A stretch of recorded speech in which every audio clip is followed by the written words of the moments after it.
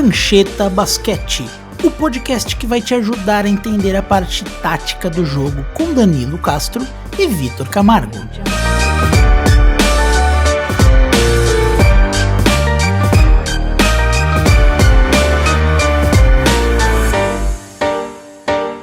Salve, galera! E aí, tudo bem? Tá na hora de mais um Prancheta Basquete número 12 e dessa vez um convidado e um setting mais do que especial.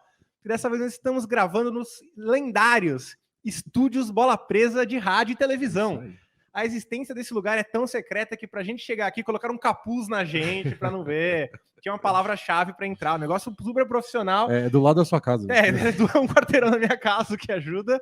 E estamos aqui como dono, um dos donos desse lugar e dono do melhor podcast brasileiro de basquete, junto com nós, que é Denis Botana, do Bola Presa. E aí, Denis, como é que você tá? É uma situação especial, porque ao mesmo tempo eu sou convidado, e aí eu convidei vocês para vir aqui no estúdio, então somos todos convidados no mesmo podcast. A gente convidou você para gravar no seu estúdio. Isso. Porque a gente é muito folgado a esse nível. Ah, não, mas é que eu tava devendo já uma visita. Mas é uma ocasião especial. Sabe por quê? Porque hoje a gente vai falar muito Fernando Diniz na seleção, não tô brincando. A gente vai falar muito da off-season da NBA, falar um pouquinho dos brasileiros que estão na Summer League, das novas contratações, e eu tenho uma brincadeira engatilhada aqui para vocês, que eu não revelei ainda, eles vão ser pegos de surpresa aqui pela minha brincadeirinha, mas vamos ver no que vai dar. E é claro, como sempre, tá aqui conosco o homem, a lenda, Danilo Castro. Bom, beleza? Pessoal, primeiro quero agradecer demais você, Denis, ao Bola Presa, podcast sensacional. Já fiquei sabendo aqui que eles gravam às quintas, esse podcast vai ao ar às sextas-feiras, então peço para quem curte basquete que acompanhem o Bola Presa, que tá muito legal, tá? Os caras já têm um lastro aí, a gente vai aprendendo um pouquinho com quem sabe. Falo sem medo de errar. Tipo, não tem quem entende mais de basquete, Denis e Danilo. Não, tem bastante. Tá, tem eu, mas nosso podcast não, o podcast é bom. Tem, mas as pessoas não necessariamente estão gravando podcast. Que tem conselhos amorosos no final. Isso sim, essa parte específica de dar conselho amoroso no final é... Minha esposa gosta de basquete, mas ela não acompanha. A gente escuta o podcast Bola Presa pra ouvir o Botinhos Play Hard juntos. A gente tava no carro, viagem. Olha esse cara aqui, não sei o quê. Fora que tem uns que você se identifica. Mas tudo bem. É que é esquisito você só chegar e começar a dar conselho pro relacionamento dos outros. Então a gente faz uma horinha de basquete pra aquecer e depois a gente vai pra parte que interessa. O verdadeiro conteúdo é esse. O basquete é só pra manter Pra tomar desculpa. Pra manter o clima de basquete, né? Denis, muito obrigado pela sua presença. Pela sua presença e muito obrigado por nos emprestar os estúdios Bola Presa de rádio. A gente até foi folgado e colocou nosso desenho. Um abraço pro Felipe Portes, que desenhou. E, assim, vocês sabem que o Renan, nosso produtor, ele gosta de fugir do lugar comum. Né? Então, falando de off-season, a gente vai falar, claro, dos times, Damian Lillard, mas ele queria que a gente falasse fazer uma junção de dois titãs. Porque o nosso Danilo Castro aqui, ele é um grande, gigantesco fã de Euroliga, pro basquete europeu em geral, né? Demais. Euroliga, taticamente falando, né, um basquete especial de se transmitir, de se assistir também. E a gente tá falando de um ano que a Euroliga teve 3 jogos 5, né, que seria o jogo 7 equivalente, jogo decidido na última bola, jogo 5 decidido na última bola, virada espetacular na final, no Final Four. Então é um momento bom pra você gostar de Euroliga. E esse é um momento da off-season onde a Euroliga e a NBA estão se ligando de um jeito curioso. Porque tá vindo um fluxo relativamente grande de jogadores de grande destaque na Europa para a NBA. O mais famoso, obviamente, não jogou a Euroliga, mas jogou na Europa, obviamente, Victor Wembanyama, pivôzão escolhendo número 1 do draft. Mas os nomes talvez mais interessantes sejam os últimos 2 MVPs da Euroliga, que é o Vassili Micic e o Vezenkov. Qual é o primeiro nome dele mesmo? Sasha Vezenkov. Então o Micic, para quem não sabe, dá um contexto geral de quem é o Micic e o Vezenkov para os nossos ouvintes, mestre. Bom, o Vezenkov é um gigante do basquetebol europeu, né? O cara é um 4 com um arremesso espetacular, joga de frente, de costas para a cesta.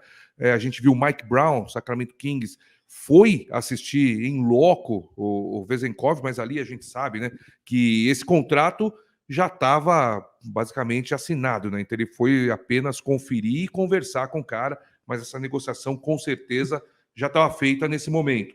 E é um jogador que vai agregar demais nessa equipe do Sacramento, né, cara? É um jogador totalmente polifuncional e joga basicamente nas 4 posições, só não colocaria ele como 1, mas se você colocar ele para ajudar a fazer essa transição defesa e ataque, principalmente na NBA, ele pode sim levar a bola driblando, e acredito que ele com uma dupla com o tal de Sabonis ali, esse Sacramento que a gente sempre fala pouco desde a temporada passada, esse ano vem muito forte, Denis. É a parte que eu mais gostei de pensar do Vezenkov no Kings, é essa dupla com o Sabonis. Porque se você vê os lances do Vezenkov, as bolas de 3 principalmente, embora não seja só o que ele faz, muitas vêm do handoff. Tem um pivô, alguém com a bola, ele tá se mexendo, usa algum corta-luz, de repente ele fica livre por causa do handoff, pega a bola, rapidinho arremessa, e é o jeito que o Sabonis joga. E em vários lugares da quadra, na cabeça do garrafão, mais longe da linha dos 3, às vezes até mais perto da cesta, e foi o que deu certo a dupla dele com o De'Aaron Fox. Então ele com a bola, E com o solta Kevin a bola. Huerter também, né? E o Kevin Huerter O Kevin também. Huerter, o que ele fez de cesta, vindo por trás, pega o handoff. Inclusive tem vídeo aqui no canal explicando o handoff, especialmente do Sabonis, mas ele fez isso com o Huerter, e eu até achei que nos playoffs, Denis, quando estavam deixando ele livre, ele, sim, tava acima de 10 pés da cesta, né, topo do garrafão para cima, nem marcavam os Sabonis, estavam usando ali para dobrar nos outros jogadores, proteger a cesta, e uma das respostas que times usam contra isso é justamente fazer o handoff. Você faz alguém passar por trás, quem tá marcando o pivô tá longe para ajudar na jogada, só que nos playoffs não deu tão certo assim, em parte porque o Kevin Huerter não acertou nada. E o que até foi esquisito, né, porque o adversário do Kings nos playoffs, que é o Warriors, que foi o Warriors, é o maior especialista nisso, né, NBA? Exato. É o Draymond Green lá no garrafão, ninguém vai marcar, tá bom, vai ter o Stephen Curry correndo de um lado, o Klay Thompson correndo do outro, boa sorte. É porque todo o time fica, ai meu Deus, eu não consigo deixar em quadra um pivô que não tem arremesso. E aí o Warriors vai lá e aparece com o Draymond Green e o Kevin Looney junto, fala, não, pera aí que eu mostro. E aí tá os dois fazendo um corta-luz atrás do outro, soltando a bola, ajuda a ter o Klay Thompson e o Steph Curry do lado. Assim, ajuda o nível um de pouco. atenção que você atrai é diferenciado. É. Mas o Vezenkov, eu acho que ele oferece essa capacidade de arremessar, mas ele oferece um dinamismo de bater a bola que eu não sei se o resto do time tem, porque o Fox, obviamente, ele é muito bom infiltrando, mas ele é mais um arremessador de meia distância do que de 3, ele gosta de pegar e bater pra dentro. O Huerter, e até um pouco o Keegan Murray, eles gostam de ir pro arremesso. Se tem que botar a bola no chão, a defesa consegue se manejar. O Vezenkov é uma ameaça maior quando ele puxa a defesa sai, ele bate e sai no drible. Lógico que tem aquele período de adaptação, mas eu concordo com você, é uma ameaça constante. E o marcador do Vezenkov não vai poder ficar deixando ele muito, porque ele tem um arremesso simplesmente espetacular e rápido, né? Rápido e arremessos extremamente decisivos, né? Então é um jogador, quando a gente vê o Jokic falando, pô, joguei na Sérvia, o Vezenkov estava jogando na Grécia, né? Então vai pegar essa bola, assim que se adaptar, vai arremessar, porque ele tem a confiança do Mike Brown, que viu ele fazer coisas maravilhosas ali no Final Four. E eu tenho uma curiosidade sobre o Vezenkov, não sei se vocês sabem. Eu sei exatamente o que você vai falar, mas manda bala. Nascido no Chipre. Nicósia. Pra quem não acompanha o Bola Presa, eu morei no Chipre durante um ano, fiz intercâmbio lá, por inúmeros motivos aí. Principal motivo. Por que não? Por que não? E ele nasceu lá, e aí cresceu lá, começou a jogar bem, só que acontece quando você joga muito bem no Chipre. Você tem que sair do Chipre. E aí ele foi pra Grécia, tem nacionalidade búlgara também, que a família dele búlgara, por isso o nome Vezenkov, porém, orgulho cipriota. Não, aliás, orgulho cipriota. Tem um detalhe a mais, Você tá preparado para viver num mundo onde o melhor jogador europeu de futebol é norueguês e o de basquete é búlgaro, nascido no Chipre? Assim, o mundo está muito globalizado, as distâncias são cada vez menores, eu não sei como lidar com essa informação, mas eu sei que ela é verdadeira. Só quero deixar claro que é um jogador que eu vou torcer muito, porque é praticamente meu compatriota. É o único cara que dá pra torcer do Chipre atualmente. Tem mais algum cipriota? Tem um cara no tênis, não tinha? Não, tem o Bagdatis, mas ele parou de jogar já. Já parou de jogar. É o único cara do Chipre que eu conhecia. Eles têm uma medalha olímpica na história das Olimpíadas, que é? Que é na vela. É ouro? Não, é uma prata. Uma prata. O cara deve ser herói lá no Chipre, né? Sem dúvida. Tipo, quando eu fui pro Egito, não dava pra andar 3 metros sem ver alguma coisa, um cartaz, uma camisa, uma foto do Salah, do Mo Salah. Eu imagino que no Chipre, o cara que é uma medalha de prata na vela deve ser ainda pior. Eu tinha um professor lá fiz uma aula de sociologia do esporte lá. Parece não tinha uma aula que ele não falava do Bagdatis. Ele gostava de tênis, o Bagdatis estava jogando ainda na época, jogou final de Grand Slam. É o efeito Guga no Brasil, se o Brasil não fosse bom em nenhum outro esporte. Né? Não existisse futebol, não existisse vôlei, não existisse só o Guga, é isso. Você tem contatos ainda lá no Chipre, com o pessoal de lá? Porque eu queria muito saber como é que é a relação deles com o Vezenkov, se eles vêm com um ídolo ou se... Não, ele é búlgaro. Conheço algumas pessoas, mas não sei se elas gostam de basquete. Tá aí sua lição de casa, descobrir qual é a relação do Chipre com o Vezenkov. Lá tinha muito estrangeiro, E os estrangeiros gostavam muito de basquete, eu conversava com eles, especialmente com a menina sérvia. A gente jogava basquete junto e a gente conversava muito de basquete. E uma vez a gente jogou basquete lá e foi um jogo super tenso. E ela acertou a cesta da vitória. E aí, desde então, só chamo ela de Bodiroga. Ok, boa referência também. E virou o apelido dela para sempre. Então, essa relação Euroliga e Chipre que eu tenho para hoje. Gostei. Histórias que valem a pena. Eu não conheço mais ninguém que fez intercâmbio no Chipre. Então tem que ser as suas histórias, mas elas são boas. E o legal do Kings é que, assim, eles fizeram uma troca na noite do draft. Eles mandaram a escolha número 24 do draft.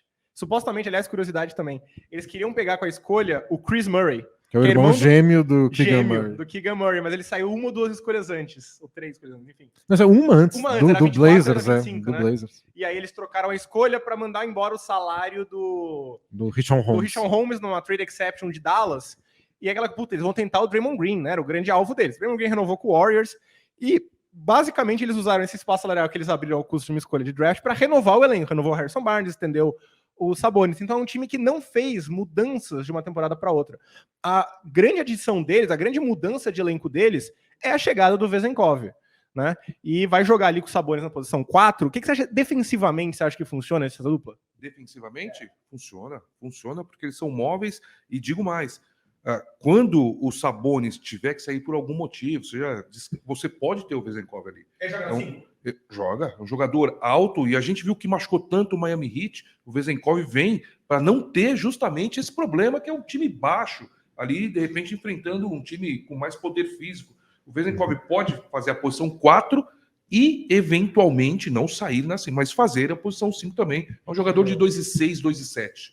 2,6 aqui, segundo o site o oráculo chamado Wikipedia. E quer falar? Não, é que eu acho que funciona pelo sistema ofensivo do Kings. Então, defensivamente, ele vai ser baixo, não é o tipo de coisa que você faz contra qualquer time, botar ele de pivô, mas é o que você falou, Danilo. Não é para começar os jogos. 5, 6 minutos por jogo. E você olha também, o adversário botou um pivô mais baixo. Agora é hora. Ou um pivô mais lento. Só pensar que ano passado, nos playoffs, na temporada passada nos playoffs, quando o Sabonis saía, quem entrou no lugar deles para fazer os minutos de pivô era o Trey Lyles. Pois é, que renovou também. Não é uma grande diferença de altura e de estilo de jogo. O Vezenkov é só melhor. Exato. E é um time que tem versatilidade. Eles podem, por exemplo, acho que dá para jogar com o Sabonis, o Vezenkov e o Keegan Murray juntos.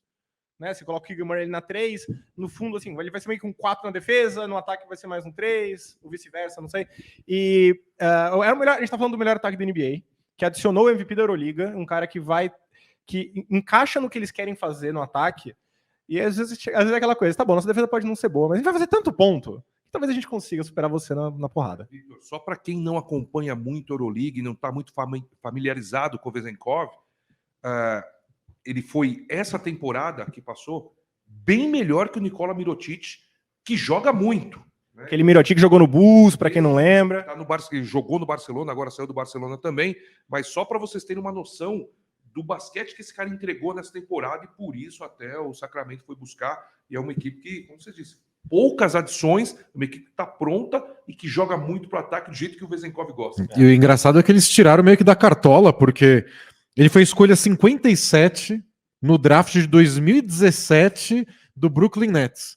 Aí o Nets mandou ele pro Cavs na troca do James Harden. Que foi lá, envolveu uns 50 jogadores. Um deles era os direitos sobre o Vezenkov. E aí caiu no Cavs e o Cavs mandou pro Kings no draft do ano passado pela escolha 49 do draft. Que virou o Isaiah Mobley, o irmão do Evan Mobley, que nem joga.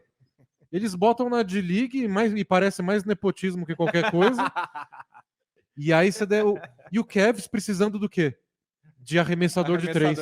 Pagaram uma grana agora para pegar o Georges Niang. E o Niang. E aí você pensa, putz, Cavs, em vez de pegar o irmão do Evan Mobley, você podia ter o Vezenkov aí. Literalmente o MVP da Euroliga. Então foi uma sacada aí do Kings. Ele realmente é complicado, né, cara? Tem coisa que foge ao... Você acerta, você não fez mais que obrigação. Você erra, todo mundo cai matando, né? E você tá mexendo com o ser humano, né, cara? Então, às vezes você vai pegar ali o terceira escolha do draft, não pode acontecer nada. E então outra coisa, o manager do Cavs, o Kobe Altman, podia ter olhado e falado, não, eu conversei com o Vezenkov, quer saber? Eu acho que esse cara nunca vai vir pra NBA, não. Porque esse era o ponto que eu ia fazer. Às vezes esse cara simplesmente não vem. O cara vai sair de ser MVP O da cara é Europa. MVP da Euroliga, o cara vai sair. O Sérgio Lu é um exemplo disso, né?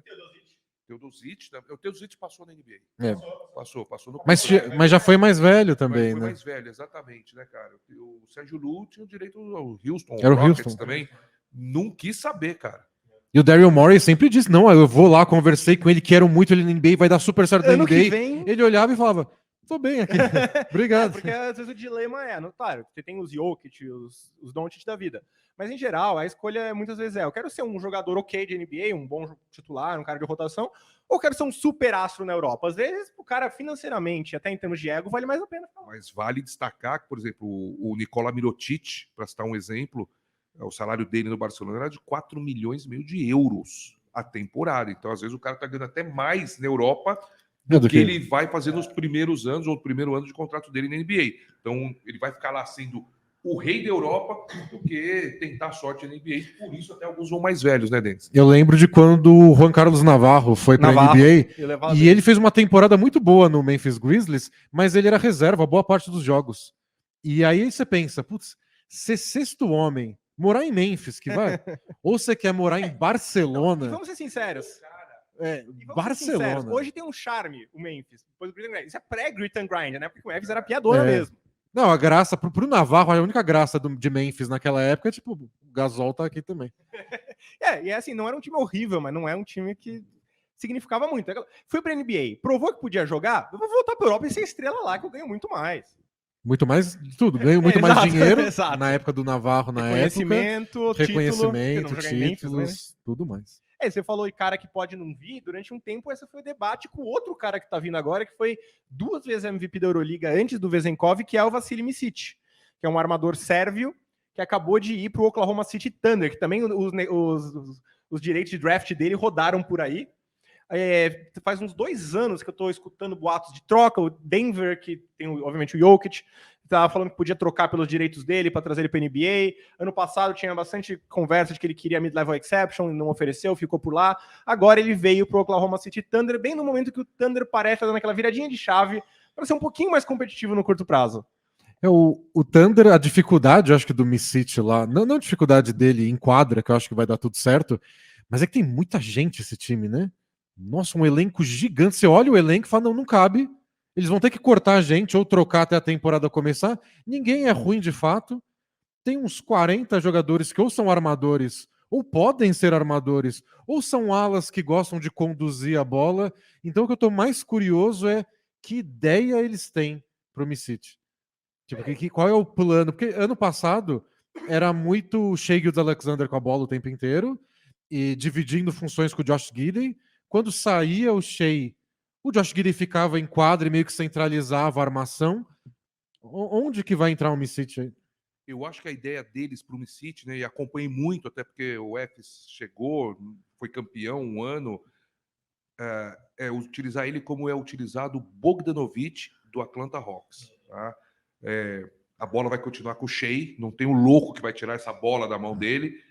E o Micic não é um armador puro, ele jogava com Shane Larkin lá no Efes. E Celtics, para quem lembra. Exatamente. Então ele é um cara que leva a bola com qualidade, tem habilidade, cria o próprio espaço, mas não é um cara que necessariamente conduz essa bola defesa-ataque e fica com ela nas mãos.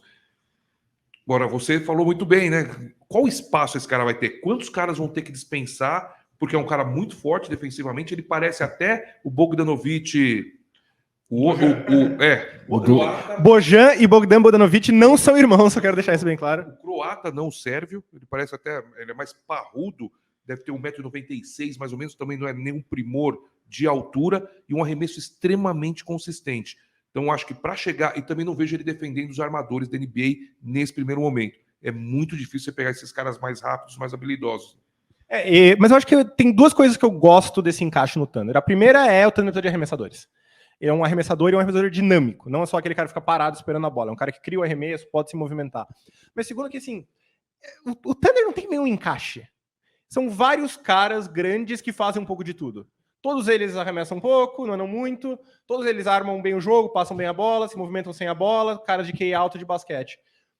Hoje, nominalmente, o 2 deles seria o Josh Giddey. O Josh Giddey deve ter o quê? 2,6 m, 2,8 m? Ele tem tamanho de Ele ala. é bem grande. Se você quiser jogar com o Micic ali, dá pra jogar. Se quer jogar com ele vindo do banco junto com o Shea, dá pra jogar. Os dois são relativamente Ué, altos. o time que mais jogou baixo na temporada passada foi o Thunder. Agora não vai ficar tão baixo porque voltou o Chet Holmgren. Espero que ele não machuque tão cedo, mas...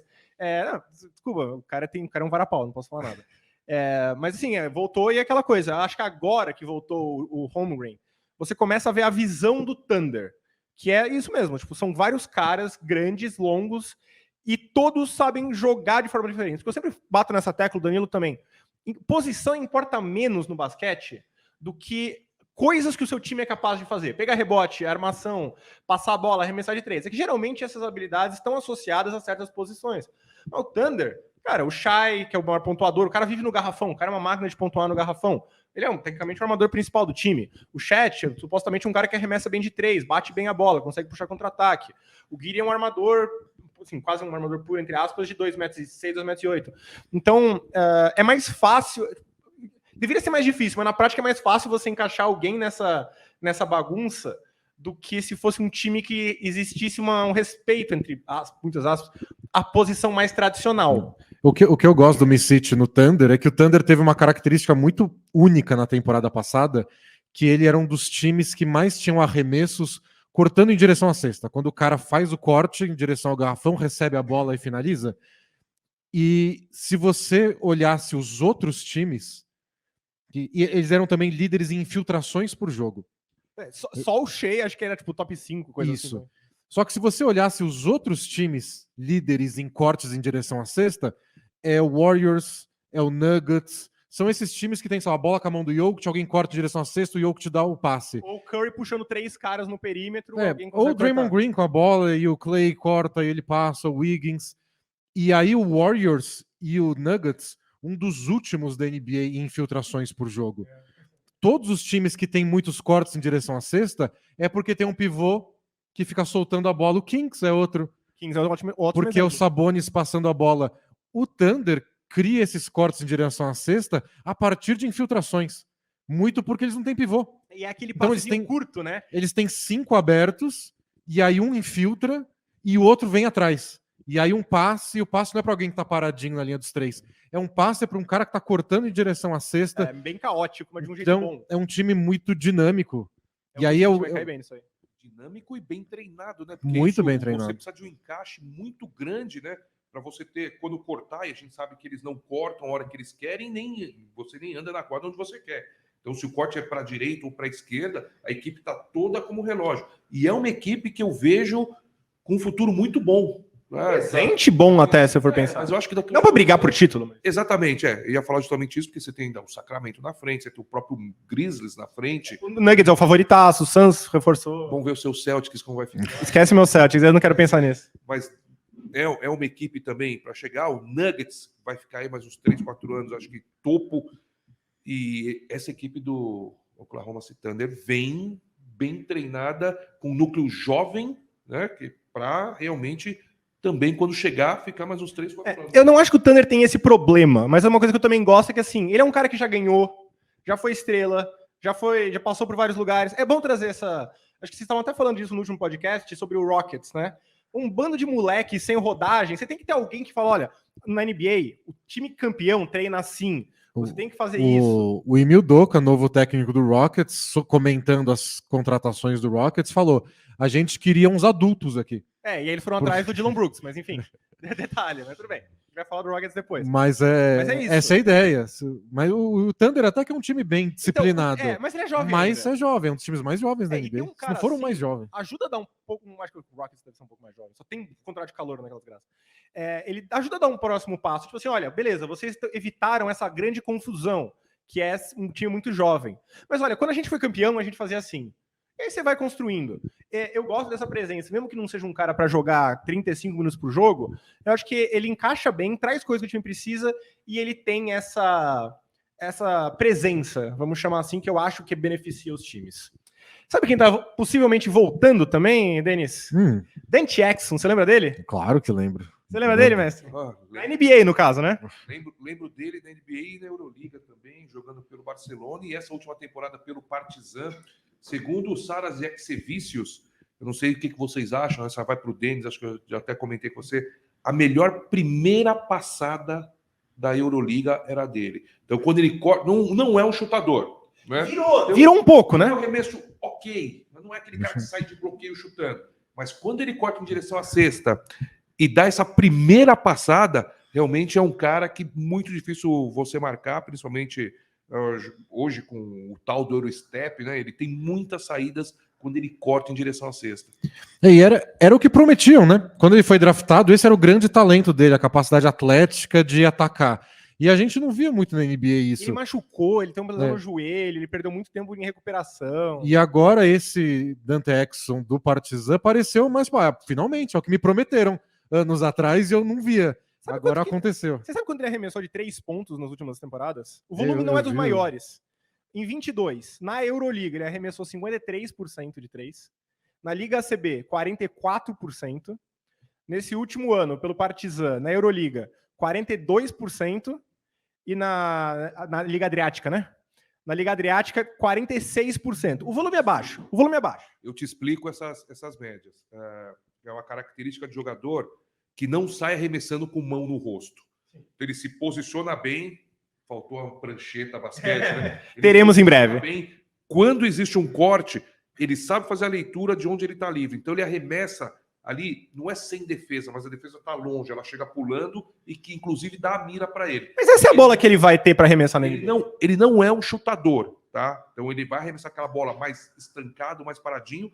Isso eleva, por isso que você falou, são poucos arremessos com aproveitamento alto. Mas é aquela coisa, se ele conseguir acertar essas bolas, ele já obriga a defesa a marcar ele. Se obriga a defesa a marcar, ele dá aquele primeiro passo e vai. Eu gostava muito do Dante Exum na época do draft, parte dele não dá certo foram as lesões, a capacidade atlética dele não se manifestou tanto, porque ele estava sempre recuperando de alguma coisa, e principalmente com o arremesso, não é que ele era ruim, ele era praticamente não existente. Nem tentava. Nem tentava, exato, ele fugia do arremesso. A ordem para você não, né? É. Se você é a quarta opção, você fala, não. Se você filtrar, você pode, arremesso você dá para outro. Se eu errar, já vou pro banco. É exatamente isso. Você vai jogar em Dallas, você vai jogar com o Kyrie e com o Lucas, você vai ter pouca bola na mão. Mas o que o E os arremessos vão ser livres. Exato, vão ser assim. Justamente isso. E o Exum, o que ele tinha virado, era um ótimo defensor na NBA antes de sair. O papel dele era um especialista defensivo.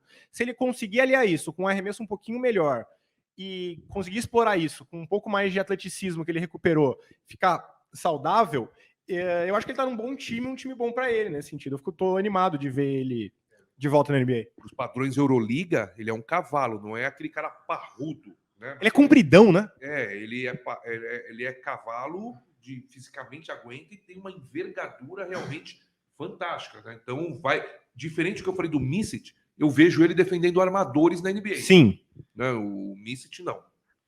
E uma coisa legal do Dante Exum é que o Dennis Lindsay era o general manager do Utah Jazz quando eles draftaram o Exum. E agora ele tá trabalhando no Dallas. Verdade. Então é um cara que draftou o Dante Exum na 5ª escolha do draft, não vingou, e ele tá lá do tipo, não, eu sei o que eu vi aqui. Uma das coisas mais engraçadas dessa off-season é que como agora a NBA começou a encher o saco com tampering, tipo, cara, não pode mais tamper, legal. A gente tá tendo menos informação antes de acontecer. E aí você tem menos informação e mais especulação. E muita especulação, tipo, então esse cara era general manager, esse cara era assistente técnico do time X, quando fulano arremessou X% de 3. Os caras tentando fazer parecer aquele meme lá do Is Always Sunny em Filadélfia, que o cara tá com o papel cheio de conexões. Realmente é assim que eu me sentia, mas é verdade, isso é uma boa mesmo. Então o cara, ele viu o Exum dar errado. E foi uma escolha valiosa do Jazz naquela reconstrução que deu errado. 3 ou 4, não foi? Acho que foi. Eu lembro de ser a 5ª escolha, mas não tenho certeza. Eu acho que foi a 5ª, eu acho que a 4ª foi o Aaron Gordon. E a 6ª foi o Marcus Smart. E depois o Julius Randle. Depois o Julius Randle e depois veio o Noah Vonleh em alguma hora aí. Mas... Só lembro que era do Lakers. Mentira, era o Nick Stauskas depois, só os Castilho. E então é legal isso do cara não ver isso como necessariamente, eu nem quero trabalhar com esse cara que me custou caro. Não, ele continua acompanhando, viu que ele tá jogando bem e bom, o físico da NBA ele sempre teve. Tá acertando mais arremesso? Por que não? O Dallas precisa de tudo que ele faz. E jogou num time, não tem mais pressão do que jogar no Partizan, Nossa, né? E jogou muito bem com o time indo com 2-0, vencendo 2 em Madrid. Você imagina a pressão que estava para eles classificarem e acabaram não classificando. Mas também nós estamos falando de um cara de 27 anos. Eu acho que é o auge desse cara mentalmente, né? A maturidade chegou, então até por isso ele merece essa outra chance. E até é estranho até, porque desses caras que chegam na NBA muito cedo, tipo, é draftado com 18 anos. Ele era, eu acho, o mais novo da classe, ou coisa assim. Então, nossa, lembra do Dante Exum? Nossa, tem 27 anos. É bizarro mesmo, né? Tem os caras. O Marcus Smart, que é do mesmo draft, acho que é esse também. Tipo, esse cara tá na NBA há 20 anos. O cara é um vovô, não. 2014, acho que vocês fizeram o redraft, não fizeram? A gente fez o redraft de 2013. Que é um ano antes, né? Isso. 2014. Que é um desastre. Muito bom podcast. Como sempre escutem os podcasts do Bola Presa.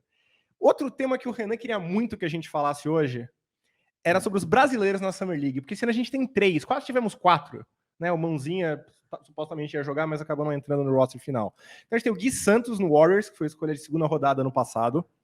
Tem o Márcio Santos, de Franca, que é o cara mais difícil de pesquisar coisa no YouTube, porque você coloca Márcio Santos, vem o zagueiro, Márcio Franca, vem o Márcio França político, é um inferno, e o nosso Iago, que a gente já falou bastante no podcast, MVP lá da Liga Alemã, campeão, e que ganhou uma vaguinha lá, meio surpresa até no Flamengo, né? E agora, obviamente, está todo mundo de olho.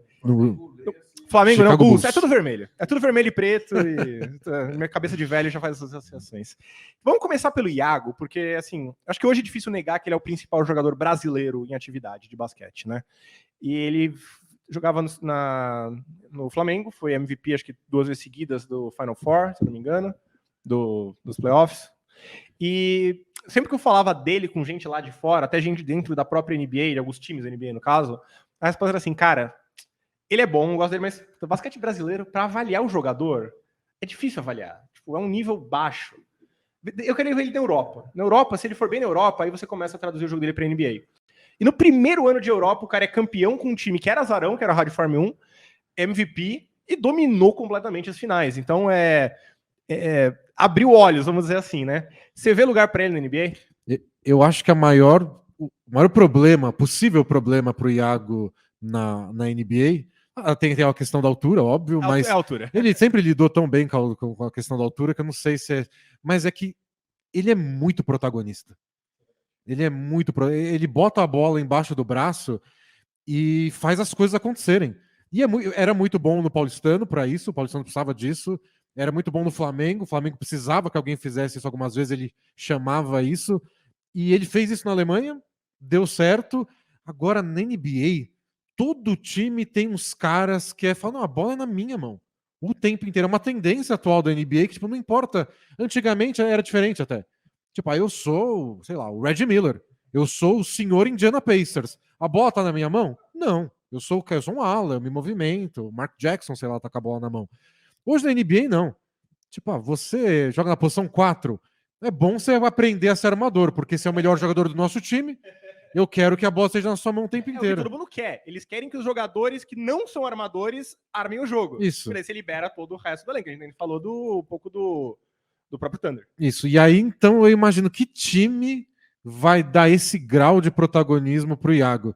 Na Summer League, ele vai ter. Ele é o armador. Ótimo. E aí, se ele tiver sucesso lá, eu acho que abre essa oportunidade. O que eu imagino, por exemplo, vamos supor que ele continue no Bulls. O Bulls gostou e o Bulls deu um contrato para ele. Ele pode ser um sexto homem, um cara que você vai entrar quando o DeRozan não estiver em quadra, porque quando o DeRozan tá em quadra, a bola tá na mão dele. As duas comparações que eu escuto, não em termos de estilo de jogo, mas em termos de papel na NBA, é o J.J. Barea, por motivos bastante óbvios, e o José Alvarado. O argentino também, né? O Prigioni. O Campazzo. Perdão, o Campazzo veio mais velho, né, também. Então, esse já aconteceu um pouco com o Campazzo. Ele tinha uma visão de jogo, assim, fora de série. A bola não tava na mão dele. Vai tirar a bola da mão do Jokic. Ele ia dar o passe pra quem, sabe? É que também tem uma questão de ponto da carreira, ele foi mais velho pra NBA, mas eu achei engraçado a comparação com o Alvarado, porque em estilo de jogo não tem nada a ver. Mas nessa ideia de, tipo assim, olha, esse cara vai vir do banco, jogar 18 minutos, e ele vai criar o caos nesses 18 minutos. 18 minutos vai ser ele vai afetar o jogo, ele vai correr pra todo lado, vai encher o saco de todo mundo, e vai fazer coisas acontecerem. Aí, quando voltar de titular do outro lado, a gente volta com os nossos titulares e retoma o jogo normal. Eu consigo ver ele nesse papel. Ele tem bom arremesso, porque então ele pode jogar com outro cara que domine mais a bola. A altura sempre vai ser um problema, então talvez não seja um encaixe muito fácil. E é uma coisa que provavelmente até nos playoffs não vai deixar que ele jogue minutos muito longos. Mas, de novo, como um cara que joga uns 18, 20 minutos na temporada regular, eu acho que ele tem lugar na NBA. Barea já marcou. Barea já jogou, já marcou o LeBron em final de NBA. No então, post, nunca eu se sabe. vi o Nunca LeBron se sabe. afinar pra atacar o JJ Barea no post. Bem, foi antes dele virar LeBron. Era ele mais novinho. Mas eu vi isso acontecer. Cara, toda vez que eu vou falar do Iago, para mim é muito fácil falar, né? Gostei quando o Denis falou do protagonismo. Ninguém vai dar, mas esse cara vai lá, ele é alfa, ele conquista. E aí, Denis, eu vou assim. Ele chegou no Paulistano, tinha o Jorginho. O Jorginho com envergadura, ele pegou o protagonismo desse time e era do Jorge. Ele foi pro Flamengo, tinha o Balbi.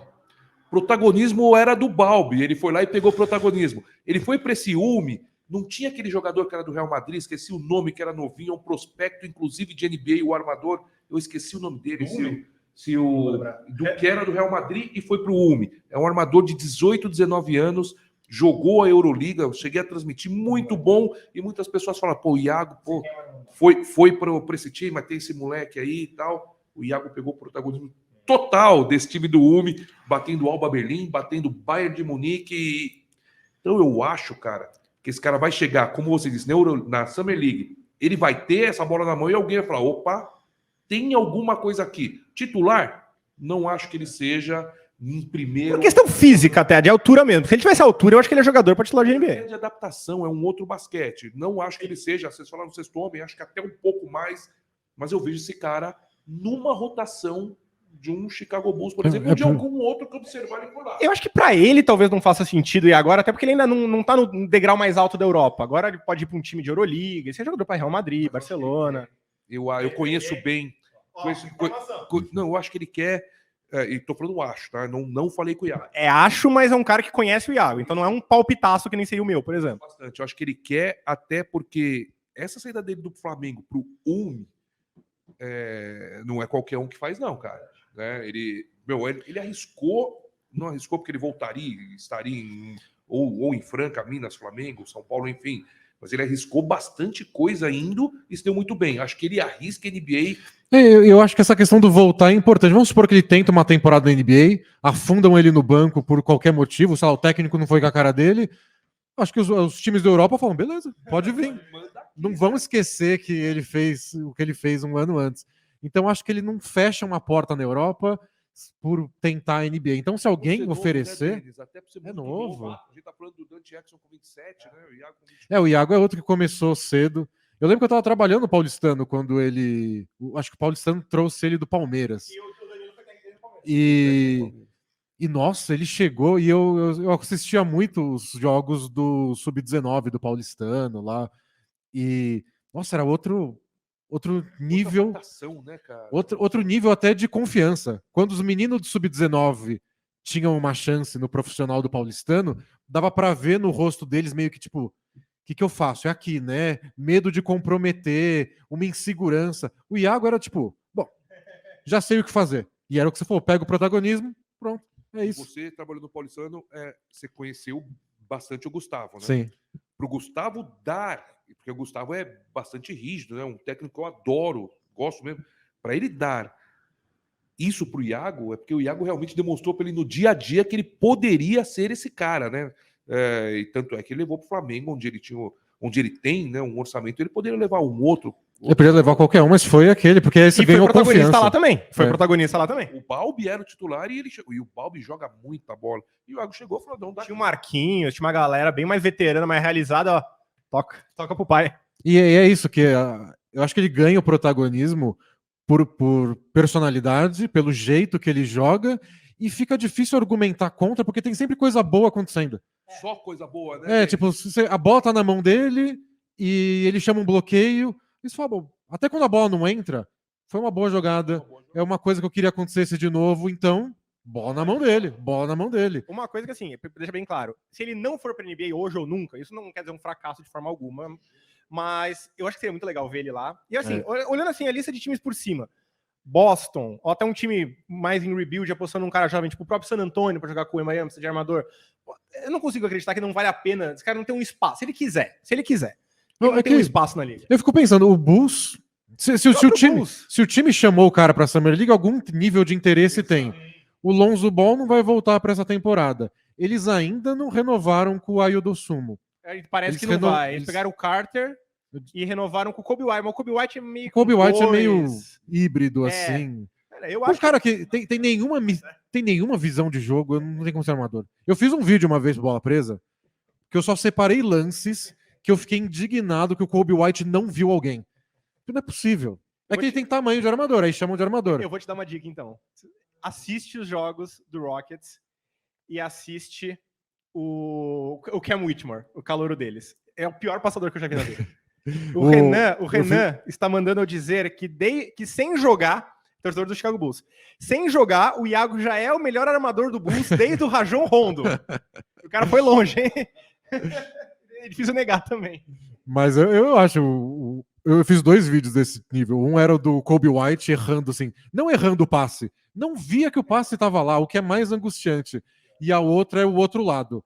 A quantidade de vezes no Knicks que o Obi Toppin ficava pedindo a bola e ninguém passava para ele.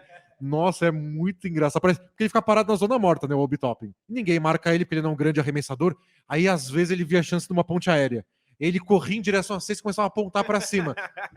Ninguém passava. Ninguém passava. A gente tá elogiando o Iago, né, de como ele arma. Mas vamos falar a verdade. Na liga tem muitos jogadores, armadores, vamos falar da posição específica, que é igual um tatu na árvore, né? Você tá vendo eles lá, mas você não sabe como ele chegou. Exatamente. O Miami Heat, o LeBron James carregando aqueles 2 armadores. Era o Mario Chalmers e Norris Cole, nunca vou esquecer. Pelo amor de Deus, eu jogava na época, eu ficava assim, cara, ainda não é justo. Né? Meu Deus do céu. Assim, o Iago tem esses poréns até de adaptação, tamanho. O que ele traz em termos de dinamismo, arremesso, capacidade de criação, é uma coisa que a NBA valoriza. E tem times que precisam disso na atualidade. Se ele quiser, eu acredito que existe um lugar para ele. Eu acho que sim. Aí, assim, de novo, talvez seja um contrato mínimo, não garantido. Não sei, pode ser. Aí ele pode olhar e falar: não, prefiro ficar na Europa ganhando minha grana. Um pouquinho mais além, né? O agente do Iago é um dos melhores agentes do mundo, que é o Ailton Tesh. Né? Então, é um cara que, se você for depender desses bastidores, o Iago vai estar na NBA, cara. É um dos melhores agentes do planeta. E são bastidores importantes, decisivos, para você ter a chance, pelo menos. Se o cara vai lá e joga mal, não tem o que fazer. Mas para você ter a chance, para conseguir passar nesse primeiro funil, tem que ter. E ele tem isso. O Gui foi escolhido no draft, inclusive, eu e o Giancarlo Giampietro, uma lenda aí da blogosfera de basquete também, a gente escreveu uma coluna junto lá pro UOL contando como é que foi esse processo. E, cara, tem muito mais coisa rolando nos bastidores do que parece, né? Não, e eu tive, o Jean, um abraço pro Jean. A gente teve com o Jonathan Givone aqui no Brasil há um tempo atrás, foi antes da pandemia, mas o Jean, que é do Draft Express, todo mundo conhece esse monstro, né? Que quer saber de prospecto, vai no Jonathan Givone. Cara, você conversa com o Jonathan, ele começa a abrir você tem que ter um bom agente, tá? Tem que ter. Ainda mais nesse nível, porque tem uma coisa que, assim, se o Embanyama tem o pior agente do mundo... Que seja, né? Tanto faz. Mas quantas pessoas são o Embanyama, né? Literalmente uma. E até vale isso, pensando na NBA como um todo, que você falou que, tipo, como o mundo é injusto, a NBA tem os melhores jogadores do mundo? Tem. A elite da NBA é a elite do basquete, não tem o que fazer. Agora, se você pega a camada mais abaixo da NBA, são caras que... Tem gente na Europa que é melhor. Bem melhor. Só que... Então, não é que os 450 jogadores da NBA são os 450 melhores jogadores da NBA. Os 100 melhores da NBA é a elite do basquete. Se o Suns for campeão da NBA, o Suns vai construir uma estátua pro agente do Bradley Beal, que conseguiu aquela no trade clause no contrato. Porque aquilo foi um absurdo sem tamanho. É inexplicável. Foi inexplicável. E assim, o cara realmente merece uma estátua. É o agente. Ele merece uma estátua, esse agente. Porque foi isso que fez ele direcionar para o Suns pelo um valor minúsculo que o Suns podia pagar. Argumentos, por exemplo, sobre a troca do Damian Lillard. Gente dizendo, mas por que o Blazers vai agradar o Damian Lillard? Aí o pessoal responde, porque se não agrada, pega mal. O agente do Lillard fala, vocês mandaram meu jogador depois de tudo que a gente fez para vocês em mais de 10 anos de carreira, você manda o cara pro Utah Jazz. Washington Wizards. Então não negocio mais com vocês. Isso. E aí você fecha a porta. Ok, aquele que você quer muito, Você vai ter que pagar 2 vezes mais Isso. e não vou mandar pra lá. Existe um nível, acho que aí a gente fala muito em absolutos, né? Ou tem que agradar 100%, ou tem que ignorar. Então, assim, existe um nível. Tipo, você vai acomodar, mas você não precisa necessariamente agradar, porque é aquela coisa. Primeiro, negócio é negócio. Querendo ou não, isso, cara. Você não vai fazer um negócio ridículo. Exato. Você não vai passar Você vergonha. vai, exato. Mas- Tu tem um nível ali no meio. Tu tem assim, não, cara, Por isso que é você tá me negociação. oferecendo 100 milhões pro meu cliente que vai ganhar 80 no mercado? Não vou. Não, caralho, não vai negociar. E aquela coisa, o Blazers é um time que não vai atrair muito free agent mesmo, então. Mas também, assim, você quer manter uma boa imagem de nós cuidamos dos nossos jogadores, Exato, né? Importa, isso importa. Aconteceu, estavam rolando essa discussão um tempo atrás com o Kyrie Irving, que o Kyrie Irving reassinou com o Dallas por um valor altíssimo e conseguiu uma player option para o último ano de contrato, e todo mundo falando, mas que outro time ofereceu esse contrato para o Kyrie Irving? O Detroit? Não importa. E só que o pessoal falou, NBA não é uma coisa tão rígida assim. Não importa. Você não é vai- um time. É o valor para um time. Você não vai conversar com uma estrela da NBA e falar, ó, você não tem outra oferta no mercado, não vou te oferecer o mínimo. O Kyrie Irving vira as costas. E é aquela E coisa todos os também. amigos do Kyrie Irving, o agente. E é uma coisa que em economia a gente chama de assimetria de informação. Saiu a notícia um dia antes do contrato de ser assinado que ele ia fazer workout com o Rockets e o Suns. O Suns não tinha Não ia. dinheiro e o Rockets não fazia nenhum sentido, mas é aquela coisa, tipo assim, Ia olha... ser por Zoom. O É, workout dele no Suns ia ser por Zoom. Não, e é assim, tipo, olha, muito provavelmente não faz nenhum sentido eu ir pra nenhum dos dois, mas você tá disposto a arriscar? Você tá disposto a pagar pra ver? Ou você prefere pagar mais do que você tá querendo e a gente evita esse estresse?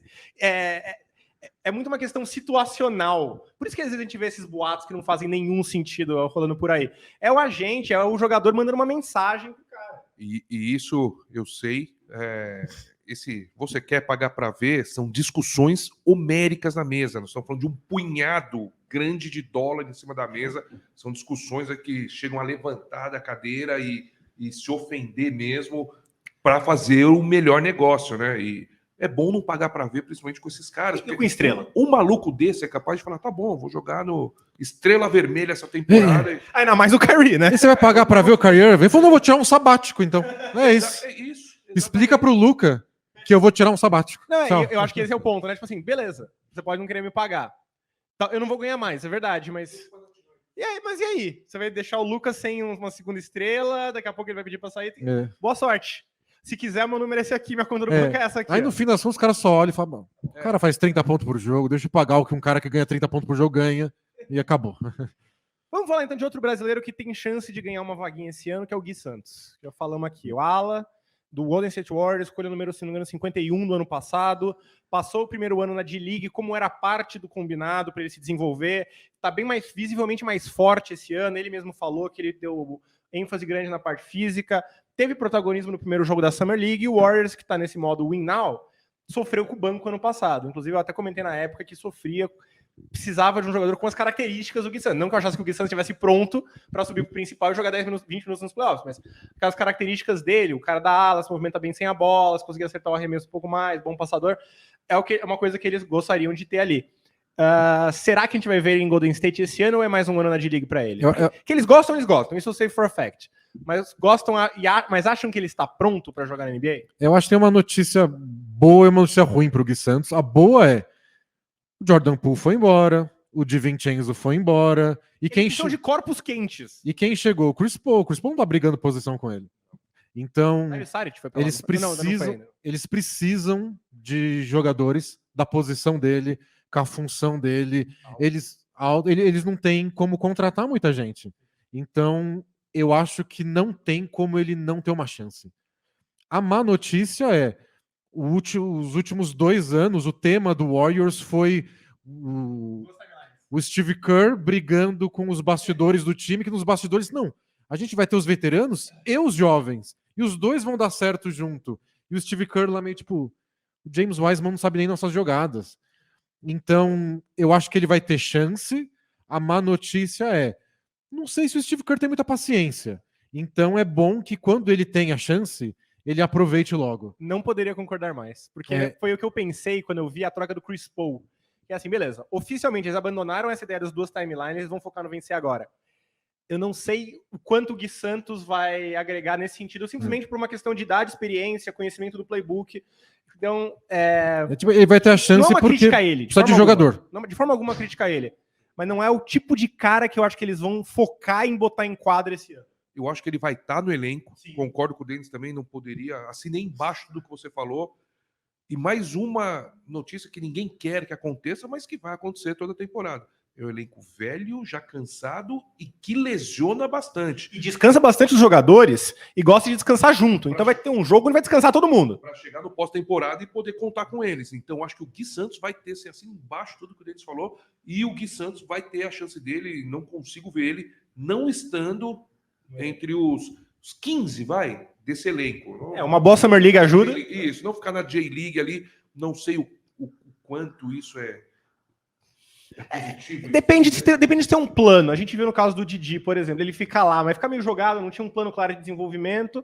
E o Gui, eu acompanhei no passado na Summer League, tinha um plano de desenvolvimento. A gente quer que você faça A, B e C, você vai focar nisso, aquilo. Agora, por exemplo, uma coisa que acho que até o Zach Lowe falou no podcast. No Warriors dos últimos anos, eles simplificaram o playbook porque os novatos não sabiam nada.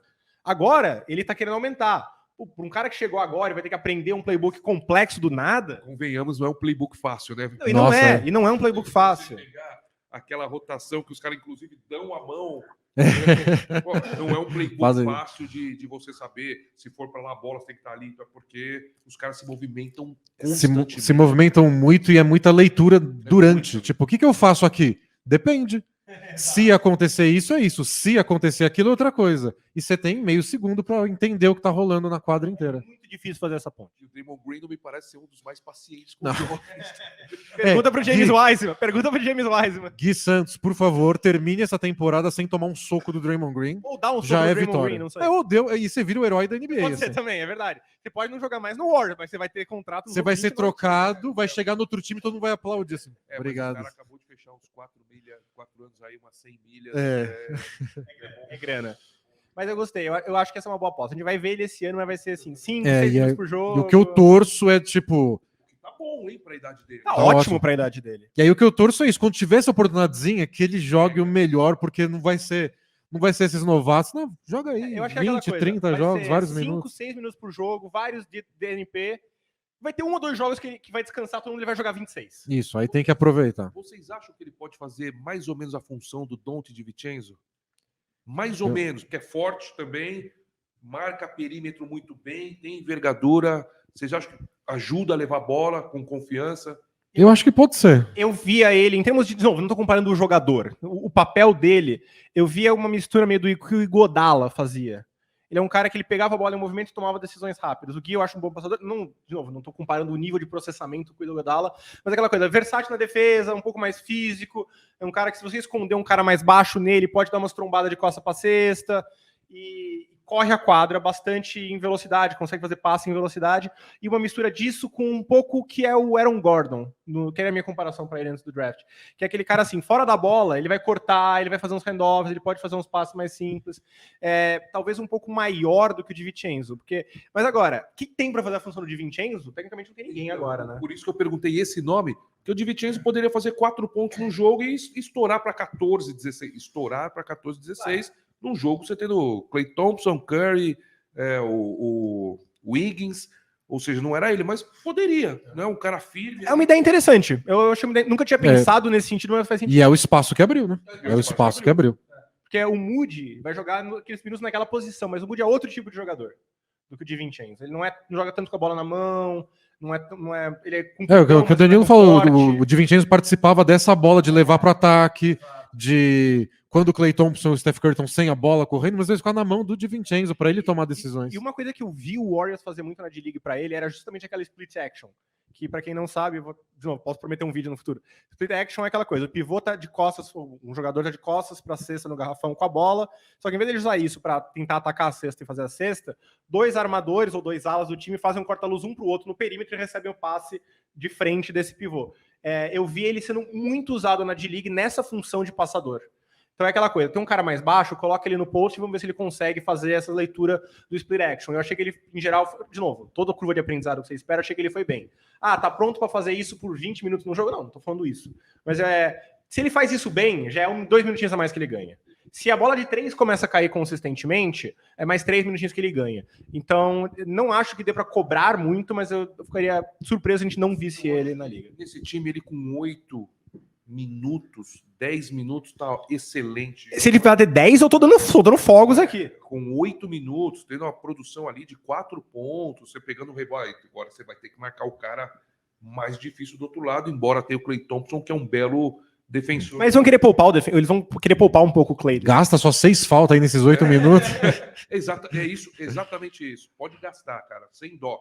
E aí vai ganhando a confiança do elenco e do Steve Kerr, que você falou que tá meio sem Ele tem sem paciência com esse é o obstáculo, moleque. eu acho. Eu acho que é aquela coisa assim, ele vai jogar um jogo, vai jogar 2 jogos, no terceiro jogo ele vai errar uma rotação, a gente não vai ver ele por 10 jogos. Você viu, o Kuminga não jogou ano passado, às vezes, porque o Kuminga é mó bom fisicamente, faz um monte de coisa, ele perdia a paciência com o Kuminga, que Então, foi escolha alta de draft e tudo mais. É que eu acho que esse ano o Warriors tá precisando mais desses jogadores que precisava no passado. Tipo, não tem escolha. Não tem opção. Você precisa que esses caras...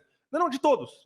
Dessa molecada. O Gui, eu acho que o Baldwin foi trocado, mas tem o Lester Quinones, que foi escolhido na segunda rodada do ano passado, o Muri, o Kuminga. Precisa que esses caras, assim, meu amigo... Eu não sei se você está pronto para jogar 15 minutos, ou se está pronto para jogar 10, mas vai ter que jogar 15 minutos. Nos playoffs não sei, mas durante a temporada vai ter que jogar. E para fechar a trinca dos brasileiros, nosso Márcio Santos não foi escolhido no draft, mas recebeu o convite, está jogando a Summer League pelo Atlanta Hawks, onde ele é basicamente, na foto, ele tá uma versão gordinha do Trae Young. Ele tá a cara do Trae Young, é a mesma barbinha do Trae Young. Sabe quem ele tá idêntico? Só um pouco mais magro, mas tá idêntico. Sabe quem é o Gui Beltrão? Do TNT Sports, do Casemiro? Procura depois, tá igualzinho a ele, mas um pouquinho mais jovem. É que o uniforme do Hawks, né, mano? Nossa, é o Trae Young. Induz a gente a pensar no Trae Young. Então ele tem que arremessar do meio da quadra, essa é a conclusão. Tem uns caras que jogam com a gente que gostam disso. Mas se ele errar várias, e se ele errar muitos desses arremessos no meio da quadra, parece o Trae Young ainda. Verdade. E o Márcio é um cara que, pelo que eu sei, e assim, eu fiz scouting dele para alguns times da NBA aqui no Brasil, e eu sei que ele é um cara que tem opiniões muito divididas lá. Tem gente que fala, olha, para mim ele não é um prospecto nem de NBA, não é um prospecto nem de D-League. E tem gente que falou, cara, tem time que eu não ficaria surpreso se escolhesse ele na segunda rodada. E eu sei que tinha um interesse, teve o convite do Hawks, ouvia, né, não confirmei, mas ouvi convite do Hornets e acho que do Pistons, acho que tinha uma promessa, não sei se chegou a ser feito um convite, mas foi o que eu ouvi, tá? E acabou indo pro Hawks, que é um time que trocou o ala pivô titular, dificilmente vai ver ele entrando e sendo titular, jogando minutos, mas talvez como um cara de desenvolvimento. Como é que você enxerga ele dentro da NBA? Você acha que ele é um cara que o estilo de jogo, físico, levam ele para a NBA ou você acha que um caminho à Europa seria muito mais favorável? Você também, viu, mestre? Eu primeiro? Vamos você. lá. Cara, isso vai ficar gravado. Eu acho que esse menino vai ser um daqueles que o que você menos espera, o que mais vai te dar. Será? Esse menino é um monstro jogando no garrafão do César Frank e, como você fala, não estou comparando o basquete NBB com o basquete NBA, nem Europa. Outra coisa, acho que às vezes as pessoas falam assim, o cara tinha que ir para a Europa. Fala, tem que ver se é Europa, que é o cara. E onde que é ele, né? E onde que é? Não é tão simples assim. A gente viu o Léo Mendel, que eu gosto muito, o cara jogou República Tcheca, jogou... Romênia, não é? Romênia, Então, não é assim, vai fazer o desenvolvimento na Europa. Oi, peraí. Sabe quantos jogadores, quantos africanos estão indo com 12 anos para a Europa para pegar depois cidadania? Não é tão simples assim, vai para a Europa. A proposta que você tem é a segunda divisão do Azerbaijão para ser reserva. Não, porra, para aí não vai desenvolver, né? Fora que deve ser difícil pra caramba jogar nessa segunda divisão da Sérvia, onde tem um número estrondoso de federados lá. Então não é simples, não. E aquela coisa também, que ponto você tá da sua carreira para tomar esse risco, né? Se eu sou o Márcio, eu tentaria e também não acho que ele chega, vai sair jogando, vai ser destaque, mas eu acho que se chamaram esse cara que não foi draftado para ficar lá fazendo... E tinha interesse além do Hawks, isso eu sei for a fact também. Olha, porque viram alguma coisa que ele pode atribuir ao elenco de uma forma muito boa. E é um jovem, né, cara? É um garoto prospecto total que tem tudo para ir lá e desenvolver. Eu acho que ele tem essa característica que muitos times da NBA gostam de... Ele é intenso, ele é trabalho sujo, ele é físico, é jovem o bastante, do tipo, eu quero esse cara aqui perto. é barato, é simples e eu posso tentar botar a minha equipe técnica ou meu time da D-League, que eu imagino ele como jogador de Era o que eu D-League. ia falar. Eu acho que o objetivo dele, assim, o sucesso pra ele seria uma vaga na D-League, acho que É. nesse momento. Né? E eu acho que ele tem esse tipo de estilo de jogo, estilo físico que times da NBA olham e falam: vamos tentar. E aí dá uma temporada, 2 como teste para ele, e se ele mostra um desenvolvimento técnico, de leitura de jogo, arremesso, qualquer coisa assim, você vai ganhando mais chance. Vocês lembram do início do Reis? Jackson Reis? Isso aí era Está- maior, né? Sim, mas estabanado, olhar, pular no rebote, bater Sim. com o queixo dos outros, mas ele estava com a mão em toda a bola. Às vezes você não pega o rebote, mas você tocar na bola, você já tirou a bola da mão de quem ia pegar e o seu companheiro pega. Às vezes o cara não pega tão redondo pra puxar um contra-ataque, ele tem que dominar a bola, você ganha meio segundo. Você tem esse meio segundo. Isso tem um valor inestimável e eu acho que o Márcio vai contribuir muito nessas coisas que talvez o scout não vai te dar. O scout não vai te mostrar, mas os caras observaram isso nele. E todo jogador que joga com intensidade assim, eu acho que tem mais chance. Do tipo, ó, ele não jogou tão bem hoje. É. A gente tá falando de 1,78 m. Não jogou tão bem hoje, mas tava lá se entregando. Acho que tem até uma paciência maior com jogadores assim. E é aquela coisa, eu não consigo ensinar isso. Arremessar, vamos treinar aqui, vamos treinar sua mecânica. Mas eu não consigo ensinar o motor, que os caras gostam dessa palavra, motor, né? Lembra de uma época no Bola Presa que tinha a máquina de fazer Jason Maxios? Uhum. Não lembra um pouco? Aquele cara que tá tombando no garrafão e faz coisas acontecerem? Só briga e coisas boas bola acontecem. Cai, vai pegar um rebote de ataque, vai roubar uma bola, vai dar um tapinha. É. Meu problema com o Márcio, não é um problema com ele, mas pra NBA, é que eu acho que ele é baixo. Ele tem 2,3 metros e o jogo dele é mais de pivô. Um pivô baixo, assim, é raro, né, na NBA. Eu acho que esse é meu medo pra ele.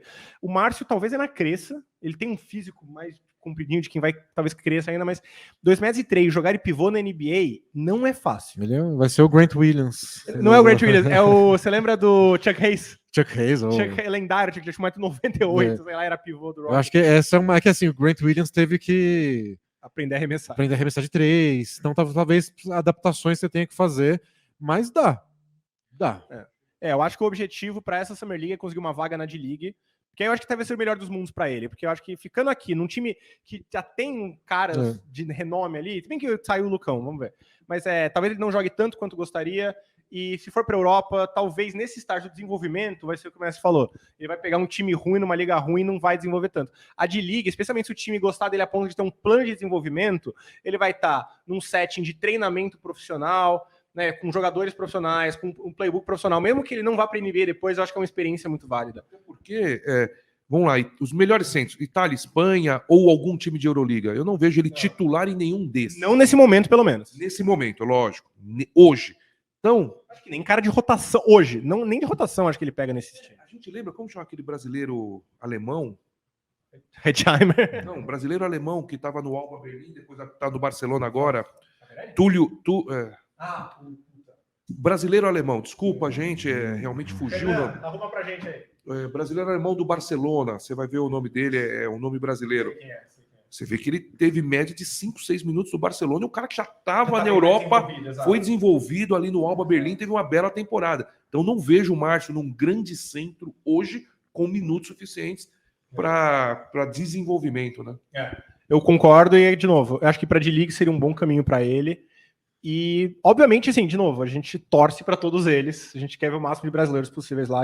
É uma geração talentosa, a gente só tá fazendo uma avaliação do ponto de vista da NBA. E o nome é o Oscar da Silva, né? Vocês me desculpem, é muito jogador na mente, é o Oscar da Silva. Oscar da Silva, isso aí. Então, assim, existe o interesse, a questão é interesse no quê? Às vezes, o Summer League não é nem pro cara jogar, mas é assim, olha, você é um cara brigador. Deixa eu ver como é que você trabalha no vestiário.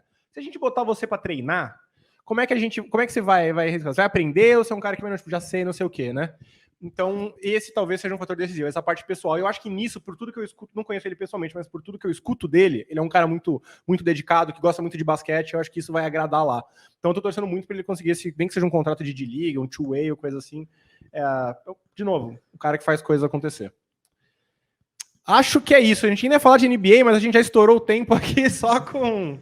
Existem outros episódios. Não, teremos o estúdio estará aqui sempre. O único problema, Denis, é que agora, o joguinho que eu ia brincar com vocês, você vai ter que voltar semana que vem. Ah, beleza. A gente vai ter que gravar junto de novo. Faremos de novo. Se você tiver à disposição, porque eu queria muito fazer essa brincadeira com vocês dois, porque são duas pessoas que pensam basquete de jeitos muito próprios.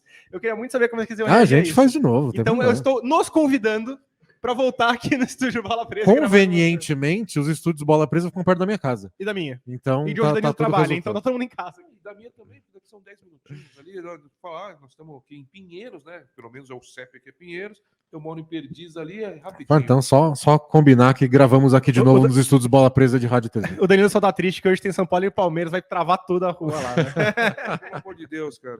Denis, Sou corintiano, hein? detalhe importante aqui. Eu já não ligo mais. É, eu odeio o corintiano difícil também. os dois perderem, né? Essa é a tristeza desse jogo. É o corintiano, é osso, né? Dureza. Denis, faz o... Não que, acho que não que precise, porque acho que todo mundo que escuta a gente deve escutar a Bola Presa, mas faz o jabá do Bola Presa mesmo assim. Bom, procura aí o Bola Presa no canal do YouTube, tem o blog bolapresa.com.br, tem o podcast toda sexta-feira, episódio novo, ou no YouTube a gente faz a gravação do podcast ao vivo toda quinta-feira a partir das 5h30 da tarde. E um excelente podcast. E também queria deixar um agradecimento à nossa parceira Competition, onde estamos indo jogar basquete. Estou com traje de gala aqui da Campeonatinho Bola Presa para jogar lá e fazer a festa. Sexta-feira estarei lá. Sexta-feira você está lá, eu também Sexta-feira estarei lá estarei. sexta-feira, vamos jogar todos. Desculpa, eu não preciso me gabar aqui, eu tenho testemunhas, inclusive acho que o Danilo é testemunha. Fiz, jogando na Competition, a cesta de 3 decisiva do jogo, da Zona Morta, com assistência de quem? Chamel? Com assistência do Chamel. Isso...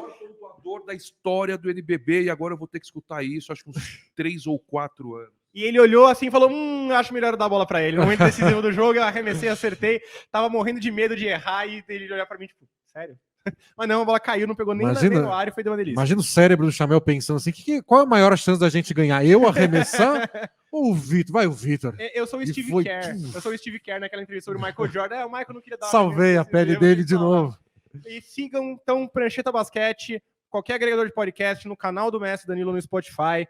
Segue o Danilo no Twitter, segue no Facebook, Instagram, segue no TikTok. E agora que eu larguei essa droga chamada Twitter, eu também estou no Instagram. Então, se quiser me seguir lá, é Vitor sem CTMW.